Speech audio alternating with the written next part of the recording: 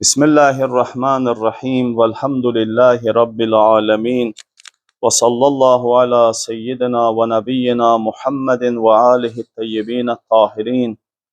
Ve la'nud daimu ala a'daihi mecma'in. Minel evveline vel ahirin. Amin ya Rabbel alemin. Amma ba'd.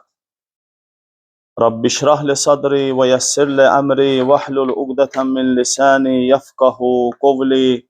Sadakallahul aliyyul azim. Allahümme veffikna bittefhimi ve tefahhum ve allimna ma la na'lam inneke vasi'un alim. Biz keçən dərsimizdə Quran-ı Kərimin Tövbə surəsinin 122-ci ayəsində təqlidin vacibliyinə dəlalət edən ayəni sizlərə ərz elədik, çatdırdıq. Bugünkü dərsimizdə də təqlidin vacibliyini bildirən hədisləri siz əzizlərə çatdıracağıq. Və hədisləri deməmişdən öncə, ilk öncə bir məsələni sizlərə ərz eləmək istəyirəm ki,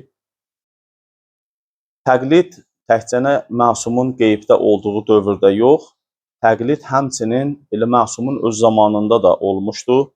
İmamlar hər bir məntəqəyə, hər bir ölkələrə öz vəkillərini, öz naiblərini imamlar təyin eləmişdilər və Əhl-i-Beyt əleyhissalamın işləri bu naiblərin vasitəsilə həyata keçmişdi. Çünki Əhl-i-Beyt imamlarının elə bir geniş fürsətləri olmamışdı ki, onlar insanlarla birbaşa görüşsünlər və insanlara birbaşa şəriət hökmlərini izah eləsinlər, çatdırsınlar.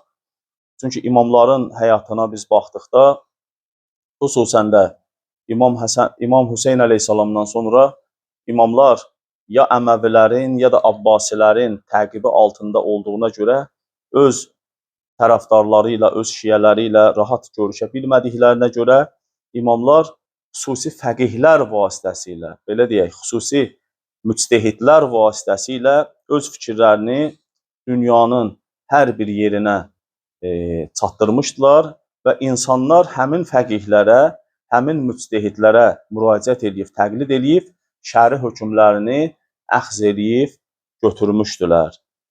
Və biz imamların hədislərinə baxanda görürük ki, imamlar iki cürə vəkil təyin ediblər. Yəni, iki cürə imamların naibi olubdur. Bir dəfə nüvvabul xas, xüsusi naiblər olubdur. Bir dəfə də nüvvabul am. Bunun hər ikisi Əhl-i-Beyt əleyhissalamın kəlamını bilənlərin yanında barizdir və aşkardır. Əhl-i-Beytin kəlamını bilənlər və imamların, vəkillərinin, naiblərinin həm ümumiyə, həm xüsusiyə məxsus olduğunu bilərlər. Ona görə bu hədislərin bəzisi imamların zamanında yaşayan vəkillərə, naiblərə, həmin o məraceylərə, müştehidlərə aiddir. Bəzisi isə imamların qeybət dövründən sonraki mərhələyə dedikləri sözlərdir ki, inşallah o hədisləri siz əzizlərə zikr eləyək. İmam Cəfər Sadiq əleyhissalam hədisi Kuleyni rəvayət edibdir. Şeyx Kuleyni rəhiməhullah hədisi rəvayət edir ki, İmam Cəfər Sadiq əleyhissalam buyurmuşdur.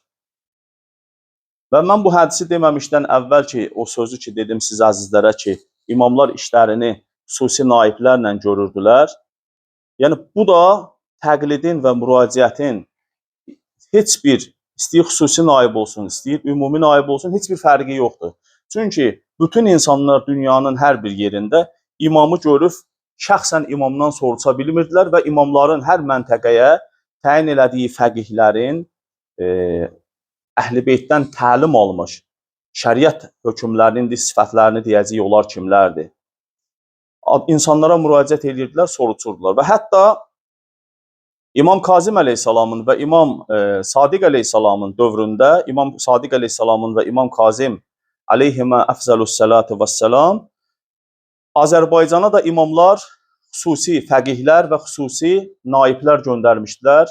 Mən Azərbaycan deyəndə təkcə Qafqazı nəzərdə tutmuram, bütöv Azərbaycana, böyük Azərbaycana fəqihlər və xüsusi nümayəndələr göndərmişdilər və mən onların adını hansılar ki bizim cənubumuzda, hansılar ki bizim Qafqazımıza İmam Sadiqin və İmam Kazım əleyhissalamın göndərdiyi vəkillər, naiblər olublar. Onların adını siz əzizlərə zikr edeyim. Ondan sonra hədislərə keçək. Onlardan biri Ziyad İbni Mərvan Əl-Kindi idi. Ziyad İbni Mərvan Əl-Kindi. Bu təqribən Cənubi Azərbaycan bölgəsində İmam Sadiq əleyhissalamın, İmam Kazım əleyhissalamın nümayəndəsi olmuşdu. Cəmaət Əhl-i-Beyt əleyhissalamın dinini həmin bu şəxsdən soruşub, bunun fətvasıyla şəri hökmlərini yerinə yetirirdilər. Fərq eləmir, elə bir indiki alimdən müraciət edib soruşduqları kimi. Ümumi ilə xüsusiyyən arasında fətvanı soruşmaqda heç bir fərq yoxdur. Əsas budur ki, belə insanlar var idi, belə fəqihlər var idi və insanlar onlara müraciət edib onlardan fətva alırdılar. İkincisi, Yunus İbni Əbdurrəhmandır ki, indi hədislərdə də görəcəksiniz. Yunus İbni Əbdurrəhman imamların yanında çox etibarlı bir şəxs, fəqih, alim bir şəxs. Azərbaycanda İmam Sadiq əleyhissalamın və İmam Musa Kazım əleyhissalamın, yəni 6-cı və 7-ci imamımızın vəkili, naibi olmuş və insanlar ondan fətva götürmüş, Əhl-i-Beyt əleyhissalamın elmini ondan əxz eləmiş və onun fətvalarına uyğun əməl eləmişdilər. Sonra İbrahim İbni Məhdi.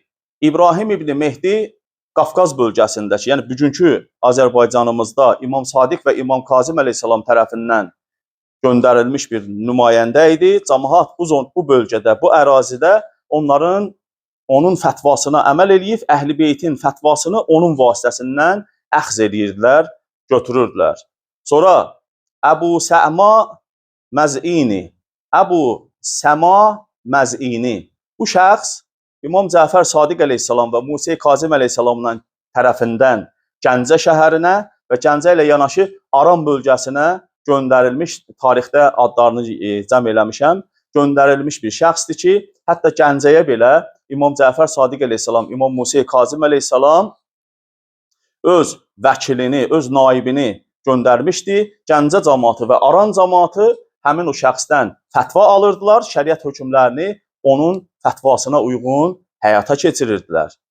Sonra Ali İbni Suveyd, Ali İbni Suveyd adında şəxs də İmam Sadiq və İmam Kazım əleyhissalamın göndərdiyi nümayəndələrdən idi ki, cəmaət ondan fətva götürürdülər. Əzizlər, bu fəqahət sistemi bütün dövrlərdə, hətta imamlar özləri fəqihlər yetişdirirdilər ki, cəmaət onlara təqlid eləsin, cəmaət onlardan fətva götürsün. Niyə? Çünki imamın özünün imkanı yox idi bunu eləməyə.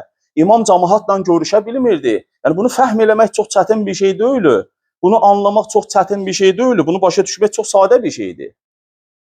Ona görə də imamlar Əhl-i-Beyt əleyhissalam belə fəqihlər yetişdirmişdilər özləri. Bütün dinin halallarını, haramlarını, bütün əhkamı, təarüzü, hədislər arasında mütəariz, təarüz olanda nə cür əməl eləmək lazımdır?